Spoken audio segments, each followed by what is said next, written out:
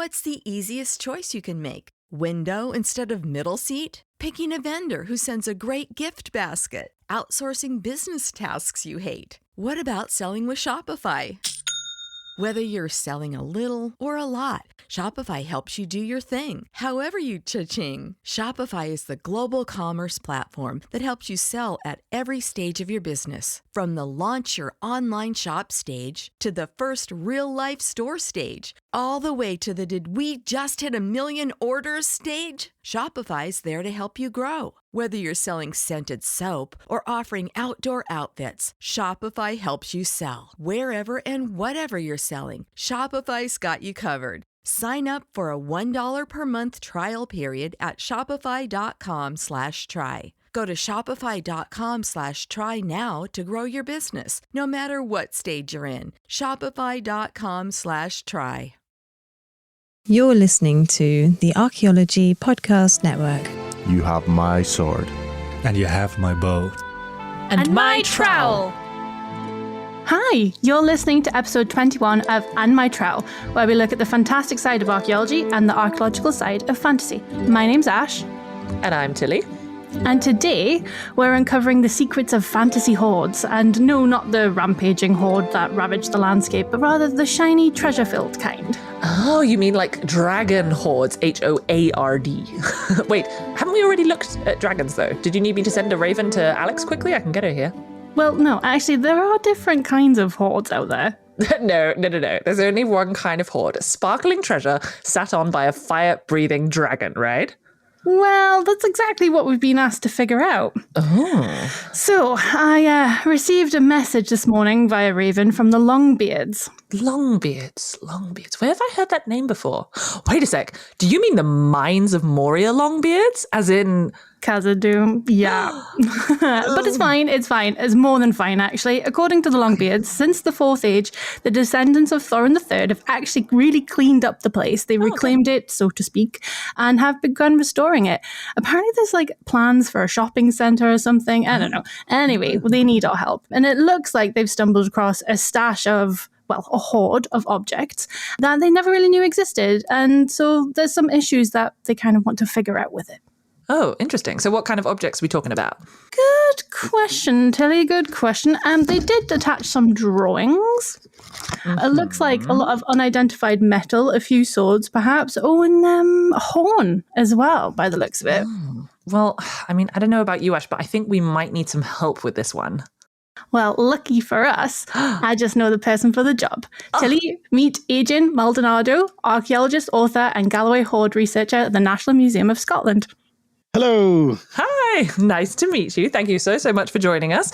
So I believe that you actually already know Ash from a previous life, but I do not know who you are, and our listeners also do not know who you are. So maybe you can tell us a little bit about yourself. So Galloway Hoard researcher, that sounds very specific. What exactly is kind of your broader area of speciality, your specialism, and how did you get into that? Well, I'm an archaeologist and I do early medieval archaeology. I'm based here in Scotland and I have been for most of my career. I'm currently at the National Museum of Scotland in Edinburgh, but I used to teach archaeology at the University of Glasgow and for a little bit at the University of Chester in the north of England. But I've always been an early medievalist. Okay, interesting. But so very different from what you like, Tilly. Your previous. Yes. I was going to say, medievals. No, lovely. There's room for everyone in this world. But I'm a prehistorian, I'm afraid. So. It's all right. We won't hold that against you for now. Fight. And in terms of hoards, in specifically, how did you become interested in that topic? So I came to the National Museum in 2018 because there was a project where they were reassessing the collections of the National Museum of Scotland to do with the Viking Age, so basically the 9th to the 12th centuries. And that resulted in a book, my first book. I usually say first book as if there's going to be more. Hopefully there will be. But that book was entitled The Crucible of Nations, Scotland from Viking Age to Medieval Kingdom. And it deals with the sort of archaeology of, the Viking Age and what comes right after. And then at that point, a project came up. We have this fantastic and quite famous now Viking Age hoard that was discovered in 2014 and was allocated to the National Museum. And there's a project funded by the Arts and Humanities Research Council all about the Galloway hoard. And they needed a team of people. And as a sort of early medieval material culture specialist, I was brought on as the Galloway hoard researcher. So writing up the silver in that hoard specifically, but also thinking about, what is a hoard and why do people leave them in the ground in the past? So you are an expert that we need today. Definitely. Well, perfect. And so what are you working on right now? So at the moment, what I'm busy working on is this fantastic Viking Age hoard, and we're writing up the silver object. So it's quite a large hoard. It's almost the largest Viking Age hoard found in Scotland, and a lot of that is made up of bars and arm rings made of silver. And there's several of these things, and so we're just cataloging those, making sure we know what kind of dates they are, and looking down the microscope, finding all the sort of evidence of whether they've been used or whether they're sort of freshly cast and dropped into the hoard, and just kind of anything that can give us a little bit of a clue as to who is behind this hoard, why they buried it in the ground, and what more we can say about it. Wow, that sounds really cool. Funny story, actually, just to talk in here. The reason that I became a material culture specialist was very random. It was because I had to do an assignment at uni on the Vikings, and we were looking at hack silver and the fact that you had these rings of various different silver objects that were found in the hoards, and it was just because of the weight of the silver or something. I can't remember in detail, to be honest. And for some reason, that just made me really interested in objects, and I was like, I want to become an object specialist. And so, and then you went as far away from the Vikings as you could. My undergrad was quite literally, geographically. Geographically too, yes. I did Arctic stuff in the end. Well, the Vikings went to the Arctic, so that's true. They got there eventually. They followed me there. So it sounds like you're very enthusiastic about the topic. It sounds like you know a lot about the topic, but what do you personally find the kind of most interesting or the most exciting? What would be your, elevator pitch to try and hook others into the topic? I think it's that potential for discovery, just like any kind of time period in archaeology. What's kind of left unsaid in the written sources is what draws you in. And whenever you read about early medieval Scotland, there's always lots of mystery just kind of lurking around the edges, aren't there? There are these people called the Picts who don't have any descendants. There's no longer a Pict land, but there is a Scotland. So what happened to the Picts has always been kind of one of those driving questions for early medievalists working up north. And with the Vikings and all of the kind of people that they displace, what happened to these people? That's always been the more interesting side for me. So even when I'm writing about Vikings, I'm really always thinking about, who was there before, what happened to them, and how did the Vikings kind of get along or otherwise? But I think it's always been the stuff that's left unsaid, the kind of mysteries in between the cracks, in between the lines. That's what's always kind of drawn me to the early medieval period. Did you just get chills? Because I did. I feel like that should be the perfect, anyone asking, but why do you do archaeology? We should just take a clip of what Adrian just said and be like, ta-da! Yeah, just play it. That's it. I was actually at a Pictish stone last weekend. We went past it and I was like, Martin, pull over! No, I need to go see it. And he was like, oh no. And I was like, yes! So I ran out and I got pictures and everything. I was like, yeah, I think my kids at this point, I have two young girls, and I think at this point, anytime I try to see something old, they call it a Pictish stone or another Pictish stone, regardless of what it is. Just a pebble on the ground. Ugh, it's another Pictish stone. Oh no. Unfortunately, my kids aren't yet at the stage where I think they're interested in old stuff. They like digging, but that's inevitable because their mum's an archaeologist and their dad's a gardener, so they're halfway there. Yeah. Fine. That's how it starts. Exactly. So I'm going to ask the opposite question, okay? So you've said the most fantastic thing about archaeology in your topic, but what do you find the most frustrating about your topic? Well, it's kind of the same thing, isn't it? There's, You don't know anything. it cuts both ways, doesn't it? Yeah, it's one of those things where there are certain things that you can say to a reasonable extent might be true. And that's probably as far as you're going to get. And even with things like radiocarbon dates, as you well know, radiocarbon dates have these statistical margins of error, don't they? And so even if you had 10 radiocarbon dates for a single context, they all have this sort of statistical margin of error. And you could say, well, we're reasonably close to what we think is this century, and even with that, the sort of most scientific kind of dating that we have available, sometimes you can only just get so close, but not quite sort of grasp it, and I was told in my PhD research that maybe the word that was used most is the word seems, as if like every other sentence I was like, this seems to say, or it seems to be this way. Yeah. And so even with the early medieval period, we're a lot sort of further advanced than we were even just 20 years ago with early medieval archaeology in Scotland. We have a lot more knowledge of where people are, who they were, how they lived, but there's only so much you can get at without names and dates of individual people.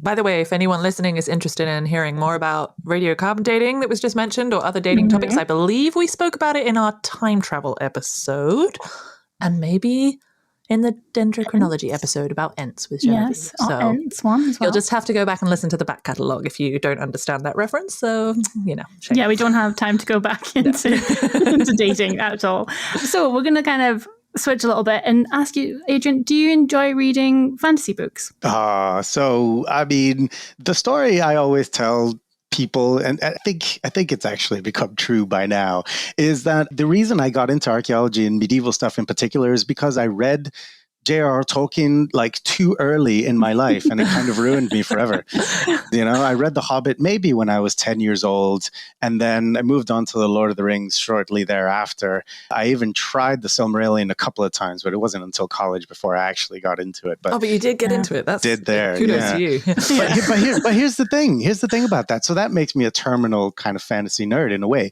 except that it kind of ruined other fantasy for me in a way. And I was always like a late comer to other things. And so it took ages for my brother to convince me to also try A Song of Ice and Fire, and for my wife to convince me to get into the Harry Potter books and things like these.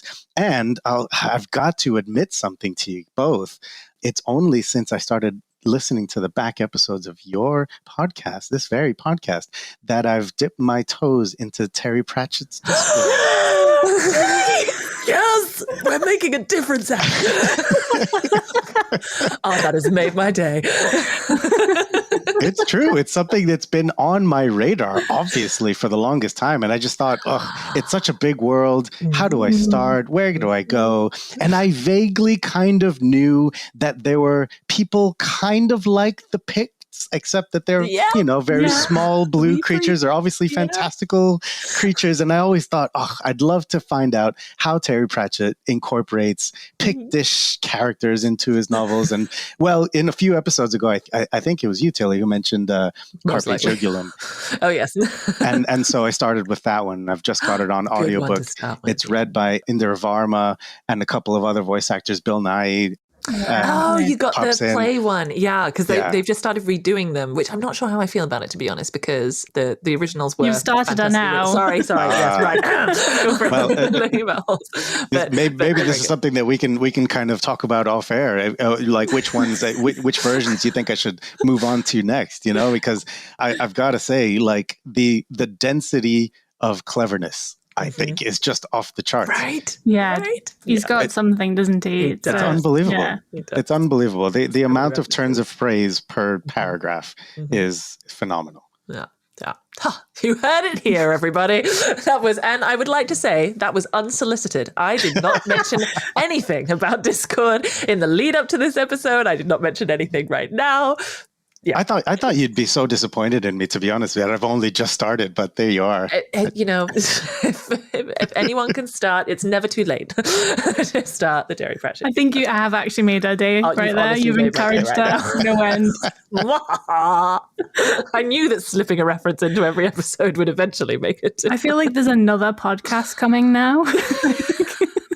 About Terry Pratchett. Oh my gosh, if we could do the archaeology of of Discworld, that would be like, maybe we have to do that. I would subscribe right away. We should definitely do that. Maybe you've got one listener, Tilly. Yeah, there we go. Yes, that's all you need. It's not like I have enough podcasts. Sorry. We know what Tilly's favourite series is. But Adrian, what's your favourite fantasy book? Is it Lord of the Rings? It is, of course. I mean, it's the entire legendarium at this point. I have to admit, I've not read the sort of history of Middle Earth cover to cover, but I think in terms of the books that I go back to most often, think about, relate to other things in my life, I think it has to be Tolkien's legendarium. And do you find then that you also enjoy more when you read other high fantasy kind of books, or do you find that that if you have that comparison that it's sort of almost too similar, so therefore you have a negative and you need to try a different kind of fantasy? No, I think, you've caught me at a kind of strange transition point in my sort of fantasy reading journey. So I've not only just finally dipped my toes into Discworld, I've also very recently finally came to Ursula Le Guin's Wizard of Earthsea for the very first time. And it's these things that I felt very guilty about not sort of accessing early on in my life. And so I'm trying desperately to kind of catch up here. And I'm seeing about all this sort of different worlds that I've missed. I always kind of thought that everything that came after Tolkien was going to be kind of influenced some way or another. And of course it has been, but there's so many different ways and different flavors to approach, things like magic.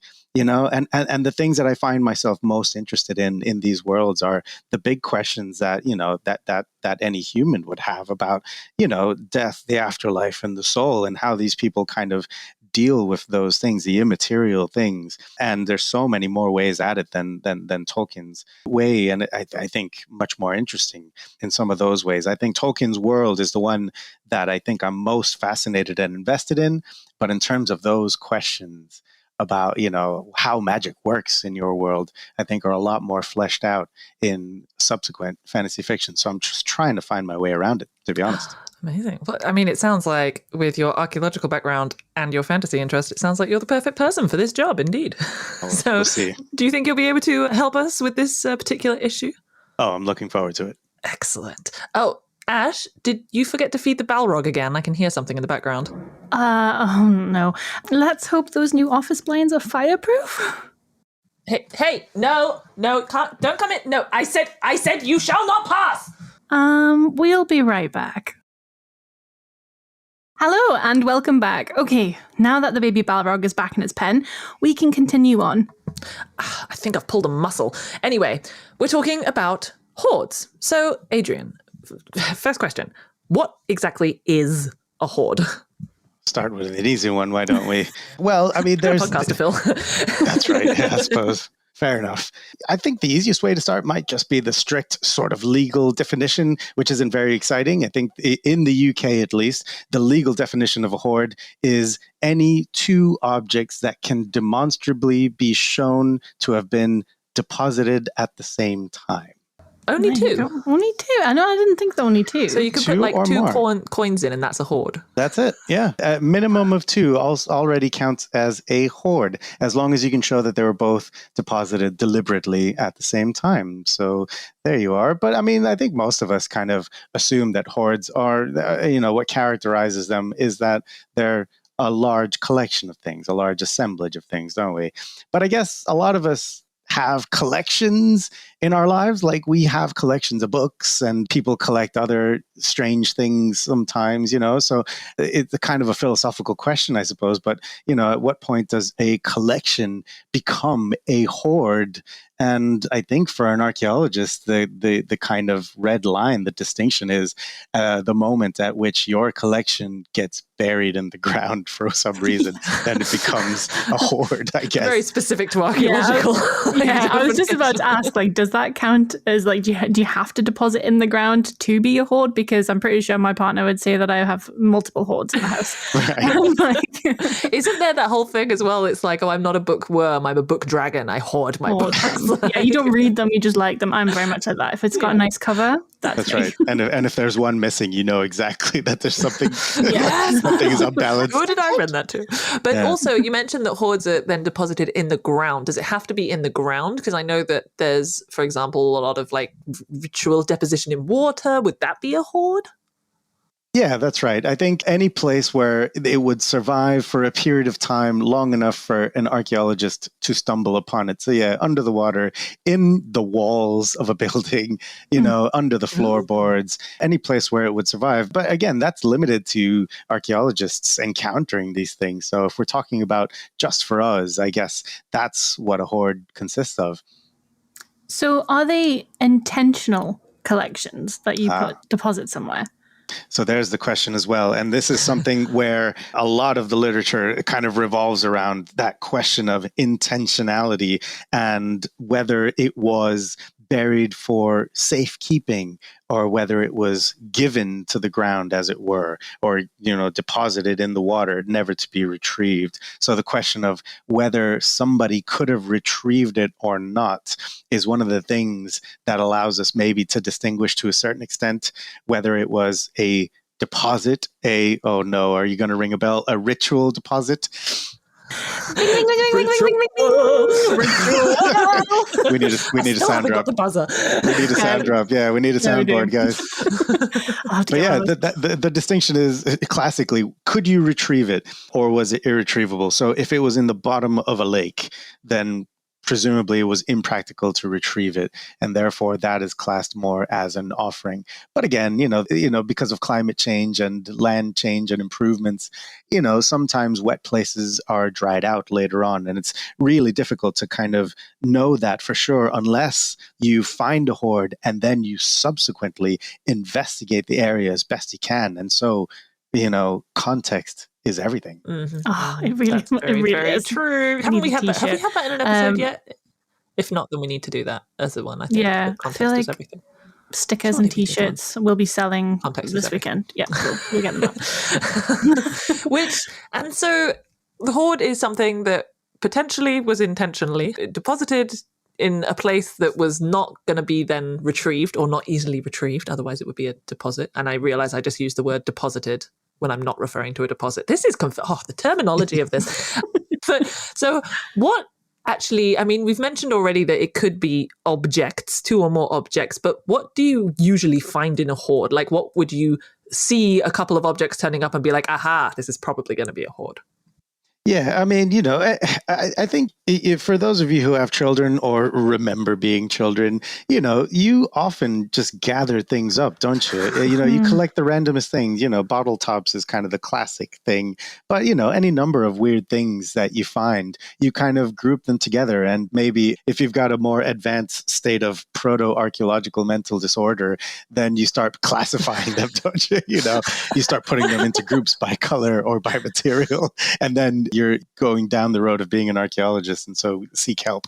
I feel attacked. I know, I was just about to say that. But so collecting is its own thing, and it doesn't have to be, it was funny when, we're writing a lot about hoards for my current project, and what is a hoard is the kind of big question behind it all, and why do people hoard? And so you're reading as much as you can about it, and one of these things I came across recently was this really amazing sounding reference book. It's the Oxford Handbook of Hoarding and Acquiring. And I was like, cool. Yes, the Bible, perfect. Finally. Someone's done this. We don't have to do it anymore. And then go home.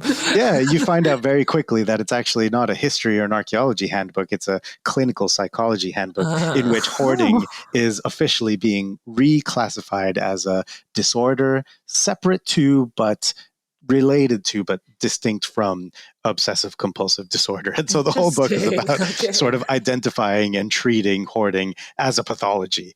But I mean, collecting isn't a pathology. I think it's like a natural kind of human thing, isn't it? Shirley, somebody please tell me that it is. Absolutely. I was like, I think I need to ring my therapist, actually. If anyone listening in has been affected, by the way. That's right. We'll need to have some, we'll need to have a hotline. We'll have a hotline. Yeah, we need to have websites and hotlines at the end, you don't we? think you are a hoarder. Yeah, so I mean, and for an archaeologist, I mean, it's usually what we see are the things which tend to survive in the ground for many years. And so it tends to be inorganic, hard materials, and mostly really it's metal. And so hoards have really, in the archaeological literature, hoards are generally speaking metal hoards simply because they survive better in the ground. And so we have this image of hoards, mainly that word linked to treasure, basically coins and gold and maybe sometimes caches of weapons, but generally metal. And that's why, the project that I'm on at the moment, the Galloway Hoard, is really significant because in amongst all the masses of silver and gold and precious metal in this hoard, because it was excavated by an archaeologist and then sent to the lab right away, it's created this opportunity to preserve inorganic materials. And so this hoard was seemingly wrapped and left in the ground with lots of sort of bags and pouches and wrappings that still survive, sometimes just in scraps. But we're almost uniquely with this hoard have a picture of what probably was the case for a lot of hoards. It just hasn't survived very well, that it's not just a mass of metal buried in a pit in the ground, but something that was very carefully kind of left in parcels, in groups. Here's my contribution in this pouch. Here's this person's contribution in this leather sack, and this one's showing us all up with their nice woolen cloak that they've used, But I mean, that's the kind of very rare thing. And so now we're wondering, gosh, how many other hoards have had this sort of organic element that have since been lost? Or how many hoards were purely made from organic elements as well? But that's right. Would we ever see them? You're right. Oh, we're missing so many things. And so the Galloway Hoard, obviously, has been mentioned a couple of times. So you mentioned that it's a Viking Age hoard. So are all of the objects in it also from the Viking period or the Viking lands, I guess, sort of Scandinavia region? Yeah, so that's the thing. When it first came out of the ground, the metal detectors who found it were able to recognize the bars of silver as ingots and arm rings of a very stereotypical, what I mean to say is of a very common Viking Age type. And so when it came out of the ground and when it hits the news, it is described as a Viking hoard, like a really good example of a Viking hoard, but still a Viking hoard, something that we knew and we have lots of parallels for. But as we sort of take the stuff back to the lab and we start opening up the sort of wrapped elements and uncovering things deeper and deeper within the hoard, we're finding things that are less and less Viking looking and more almost unique. There are certain things that are coming from the Anglo-Saxon world, early medieval England, and there are things that are coming from really far away. There are things that look really quite exotic. There's rock crystal objects of a kind that we don't really find. And there's a lidded vessel. There's a bowl made out of silver with gold decoration, and it's packed to the brim with interesting objects of various different ages. And that bowl itself has strange decorations around the outside that don't look Anglo-Saxon. They don't look Viking. They don't look Carolingian, which is a sort of main concern on the continent at this time. It looks like something from maybe Central Asia. And so there's silk and other exotic materials in here. And so this hoard, it contains multitudes. And so we're trying with this project to kind of peel back and identify everything that we can with a battery of techniques and just, say who was behind this and how did they have these great sort of world-spanning networks that brought all these objects to this, what's now a remote corner of southwest Scotland? Yeah, that's fascinating. And so can you tie, can you tie an identity to that? Is there something in that? Because it's often said, it's a Viking hoard or a Viking Age hoard, but clearly if it's from different places, all these different objects, does that mean a Viking put it in there?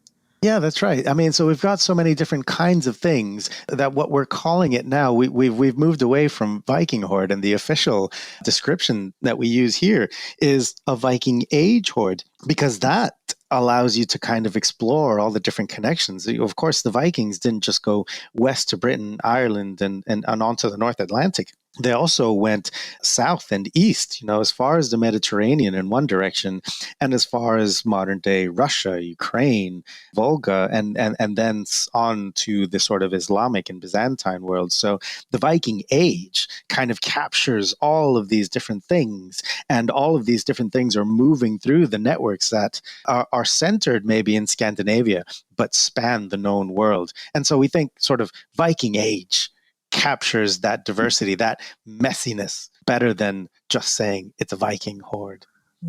Which, to be honest, every time anyone's like, oh, yes, I have Viking heritage, I'm always like, oh, really? What is that? What do you mean by that? What does that mean?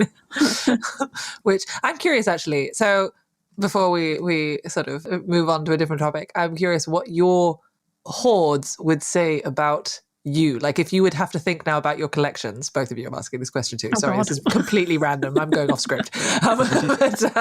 If you think of like a collection of something that would be your hoard, if someone were to look at it, would they be able to correctly identify you, do you think, or would it be completely random? Wow. I mean, okay. Gosh, sometime last year or a couple of years ago, I was asked a similar question. And do you know what? Like, when I started to think about it, I thought, well, I'm not going to put a picture of myself or, anything like that. And what I started thinking of, like, were the things that define me now at this point in my life, or the place I've moved to. I'm from Puerto Rico, so I'd have something from there. But I've lived my adult life, and my career has been in Scotland. And I'm married and I have children. So it would be aspects, it would be things that sort of symbolize or stand in for my kids, my wife, my family at home. It would be more about those things rather than me as such. Or I guess another way of putting it is that what I think I am is made up of people and places. And so it's that's those so beautiful. things. That's a lovely definition. and so it doesn't actually have me strictly in the sense of it doesn't have like my fingerprint. But if you put it all together, it adds up to what I think is me. And so it's kind of an existential question. Sorry. do you have anything you want to add, Ash? Or would you? I mean, that's very beautiful. I immediately thought of, so silly, but in Gladiator, he's got those two little figurines, and then they deposit them in the ground at the end. I immediately thought that's a hoard, because it's two. That is a hoard, yeah. And I think they're made of wood as well, so they're organic. Huh? The ultimate hoard. Yeah, but mine is not as poetic, unfortunately. I'm sure there's it's just like fan art of lots of vampires and archaeological replicas of like tiny turtles and stuff from Greece, and then books. That's literally it. That's my whole hoard. I think mine is indeed going to be all my archaeological replicas, which is going to just really confuse future archaeologists because they're from all over the place. Be like, why is the Antikythera mechanism in with a Scottish carved ball? Like, it's so bizarre. I just got one of the breastfeeding cups, the little Egyptian ones, I think. Yeah. And they've got the little animal. It's very cute. Yes. So mine would be that, and Venus of Willendorf, the Westray wife, the berserker from the Lewis Chessman, and a tiny turtle. And a bunch of candles. I forgot about my candles. Yeah. Actually, it's quite funny. When I do my candles, you made me think of it before. I put them out on markets and stuff. I actually put them in period. That's how you from the Mesolithic onwards. Otherwise I get really upset. And I'm like, don't touch it. It has to stay there. So yeah, I even do it when I'm stacking them up and stuff. I'm like, there has to be a typography, and this is the way to do it. Well, I think the archaeologists who found your hoard would very much appreciate that. Yes, they would. That's great. Tilly, the Balrog is giving me puppy dog eyes. Do you think it's hungry? I don't think that immortal spirits need to eat, Ash. Oh, but its flaming eyes are looking so dim. Ugh, fine. Okay. Sorry, Adrian, and everyone listening. We're going to have to cut this episode of Anne Mitral a little bit short, but don't worry. We're going to be continuing our chat with Adrian all about hoards in our next episode with part 2. In the meantime, as always, we're always looking for new episode ideas. So if you have any suggestions, do get in contact via email or social media. All contact info can be found in the show notes. Also, we have a very exciting announcement this time, because in between the release of this episode and the release of part 2, Ash and I are going to be doing a live podcast recording, which will be released later again. Like the final recording will be released after, but we'll be recording it either this coming weekend or next weekend, if you're listening to this podcast. We haven't quite decided the date yet. We're still workshopping something. We're still workshopping in a bit. Check the show notes and we'll put it in there. And check the Archaeology Podcast Network website as well, because it will be up on there as well. You'll need to register. And remember, we talked about it in one of our previous episodes, we're going to be doing a read-along of The Hobbit and dealing with it from an archaeological perspective. So if you're interested in hearing part 1 of that little sub-series, do come along and join us. Otherwise, see you again in part 2. Bye. Bye.